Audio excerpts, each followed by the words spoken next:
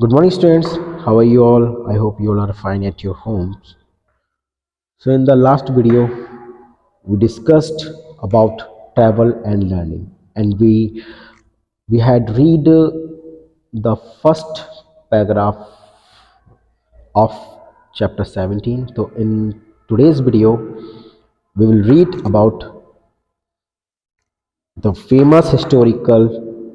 monument, famous historical architecture structure, Golconda fort. तो आज की वीडियो में हम गोलकुंडा फोर्ट के बारे में पढ़ेंगे। और लास्ट वीडियो में मैंने आपको ऊपर का पोर्शन समझा दिया था कि ट्रैवलिंग क्यों ज़रूरी होती है और ट्रैवलिंग से हमें क्या क्या सीखने को मिलता है। और इंडिया के अंदर हमारे बहुत से ऐतिहासिक हिस्टोरिकल मॉन्यूमेंट्स एंड स्ट्रक्चर्स हैं जिसको देखने के लिए पूरी दुनिया भर से लोग आते हैं। और हमारा जो इंडियन कल्चर है वो काफ़ी फेमस है और काफ़ी ग्रेट कल्चर है हमारे इंडिया का पूरे वर्ल्ड में। और यहाँ की जो हिस्टोरिकल बिल्डिंग्स एंड मॉन्यूमेंट्स हैं ये भी काफ़ी फेमस रहे हैं। और इनकी जो कह सकते हैं ग्लोरी है इतिहास में, जो हिस्ट्री की पास्ट टाइम की जो इनकी ग्लोरी है बहुत ही शानदार रही है, इसलिए दुनिया भर से लोग इनको देखने के लिए आते हैं। तो अब स्टार्ट करते हैं, गोलकुंडा फोर्ट के बारे में पढ़ते हैं। तो let's read it. A majestic fortress on the outskirts of Hyderabad, Golconda Fort is one of the grandest forts of India.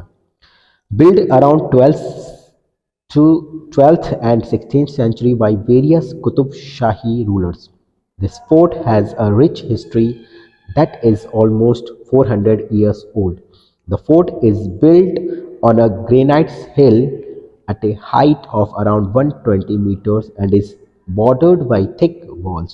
The stone block used for constructing these massive walls weighs several tons.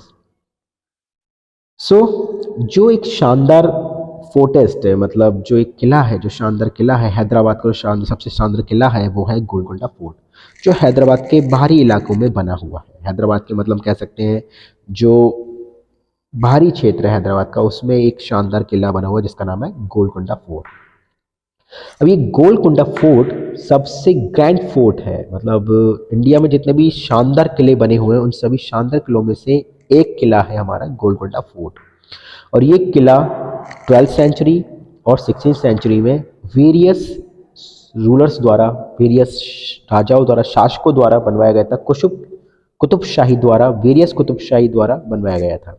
मतलब various यहाँ पे मतलब कुतुब शाही के कई सारे, कह सकते हैं हम जैसे बोलते हैं कुतुब शाही के कई सारे ग्रुप रहे होंगे। जैसे कि कोई एक वंश चल रहा है तो उस वंश में जैसे प्रथम कुतुब शाही, द्वितीय कुतुब शाही, तृतीय कुतुब शाही, तो ऐसे कई सारे कुतुब शाही, वेरियस कुतुब शाही द्वारा इस गोलकुंडा फोर्ट का निर्माण किया गया था।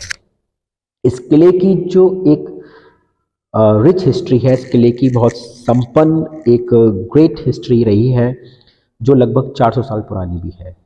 और ये किला जो बना था ये ग्रेनाइट चट्टानों से बनाया गया था इस किले को, और इसकी हाइट लगभग 120 मीटर्स है।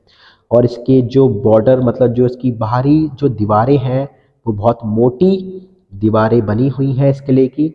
और इस बाहरी दीवारों को पत्थरों के छोटे छोटे ब्लॉक्स का यूज करके इन मोटी बड़ी ऊंची दीवारों को बनाया गया था जिनका टन सैकड़ों में है।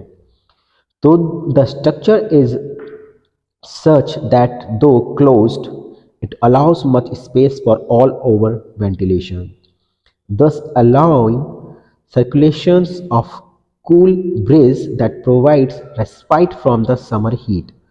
The architecture of the fort is such that a mere clap at the entrance could be used as a distress signal, thus alerting others of any unseen dangers.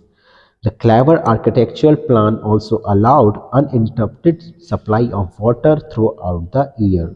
The fort had sprawling gardens and dancing fountains, which are now in ruins. तो the structure is, जो इस किले की जो संरचना है वो ऐसी है कि ये चारों तरफ से बंद है, मतलब चारों तरफ से इस किले की जो संरचना है वो इस प्रकार से बनाई गई, चारों तरफ से ये बंद है, मतलब क्लोज्ड है।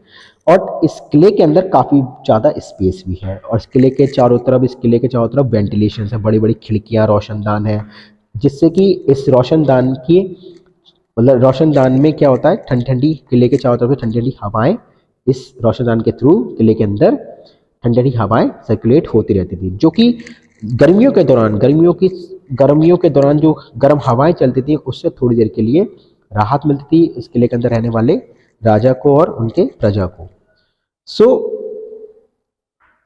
इस किले के जो संरचना है, इस किले का जो आर्किटेक्चर है वो इस प्रकार से बनाया गया है कि केवल अगर आप एंट्रेंस, इस किले के एंट्रेंस पर अगर आप खड़े हो जाते हो तो इस एंट्रेंस को भी इस प्रकार से यूज किया जा सकता है। राजा इस एंट्रेंस को इस प्रकार से यूज करता करता था कि वो, मतलब संकट में वो अपने प्रजा को, अपने मंत्रियों को इस प्रकार से आने वाले, भविष्य में होने वाले खतरे को पहले ही, मतलब बाहर जो दूसरे दुश्मन जो इस किले की तरफ आक्रमण करने के लिए तैयार होते थे, जो किले के चारों तरफ घेरा बना लिया करते थे, उनको पहले ही वो राजा इस किले के मेन एंट्रेंस पर खड़े होकर विपत्ति संकट के पहचान लिया करता था और अपनी प्रजा को सचेत कर दिया करता, संकेतों को देखकर, विपत्ति के, संकट के, परेशानी को देखते हुए वो पहले ही अपनी प्रजा को अलर्ट कर दिया करता था कि भाई बाहर खतरा है। तो इस किले का जो इंटर इस प्रकार से बनाया गया था कि राजा अनसीन डेंजर्स को भी देख सकता था और अपनी प्रजा और दूसरे मंत्रियों को भी सचेत अलर्ट कर दिया करता था पहले ही। तो the clever architectural plan also allowed, तो इस किले का जो क्लेवरल आर्किटेक्चर डिज़ाइन किया था, इस किले को जो मतलब बहुत एक समझबूझ से जो इसकी संरचना की गई थी, उसमें पूरे साल इसमें ये भी सुविधा दी गई थी, इसमें पूरे साल पानी की सप्लाई पूरे साल बिना किसी रुकावट के कंटिन्यू रहती थी, पानी कंटिन्यू इस किले के अंदर कंटिन्यू रहता था बिना किसी रुकावट के। The fort had sprawling garden, और इस किले के अंदर बड़े एरिया में एक गार्डन था, खूबसूरत बगीचा था और कुछ फुब्बारे थे जो उस टाइम पर बहते थे, चलते थे, लेकिन अब ये फुब्बारे खराब हो चुके हैं, नष्ट हो चुके हैं। तो स्टूडेंट्स, ये इस गोलकुंडा फोर्ट का एक्सप्लेनेशन है। मैं आशा करता हूँ, मैं उम्मीद करता हूँ आपको इस गोलकुंडा फोर्ट का एक्सप्लेनेशन समझ में आया होगा। सो स्टूडेंट्स, हम नेक्स्ट वीडियो में नेक्स्ट मॉन्यूमेंट के बारे में रीड करेंगे, उसका एक्सप्लेनेशन जानेंगे। तब तक के लिए thank you, bye, have a good day, God bless you students.